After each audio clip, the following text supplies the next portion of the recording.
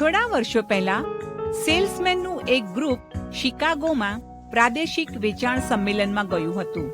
સંમેલન આખું અઠવાડિયું ચાલ્યું અને તમામ સેલ્સમેનોએ તેમની પત્નીઓને ખાતરી આપી હતી કે તેઓ શુક્રવારના રાત્રિ ભોજનના સમય પર ચોક્કસ આવી જશે.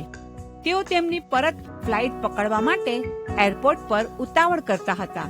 તેમની ઉતાવળમાં એક સેલ્સમેન અજાણતા એક ટેબલ સાથે અથડાઈ ગયા. તે તો સફરજનનું ટેબલ હતું. સફરજન જમીન પર વેરાઈ ગયા. રોકાયા વિના અથવા પાછળ જોયા વિના તે બધાએ દોડવાનું ચાલુ રાખ્યું, જેથી તેઓ તેમનું વિમાન ચૂકે નહીં. એક માણસ થોડા પગલા દોડ્યો અને પછી અટકી ગયો. ઊંડો શ્વાસ લીધો અને તે છોકરી માટે તેને કરુણા આવી, જેનું સફરજનનું ટેબલ પડી ગયું હતું.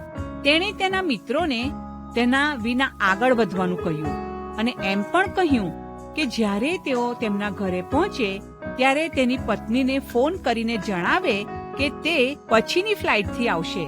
ત્યાર પછી તે ટર્મિનલ પર પાછો ફર્યો જ્યાં સફરજન પડેલા હતા. તે ખુશ હતો કે તે પાછો આવ્યો, કારણ કે સફરજનની ગાડી ચલાવતી 16 વર્ષની છોકરી સાવ અંધ હતી. તે રડી રહી હતી. હતાશામાં તેના ગાલ નીચે આંસુ વહી રહ્યા હતા અને તે જ સમયે નિસહાયપણે તે વેરાયેલા એપલ ભેગા કરવા માટે ઝૂકી રહી હતી.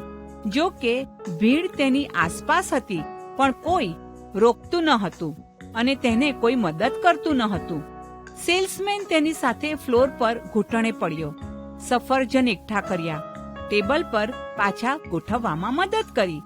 જ્યારે તેણે આ કર્યું ત્યારે જોયું કે ઘણા સફરજન તો ખરાબ થઈ ગયા હતા.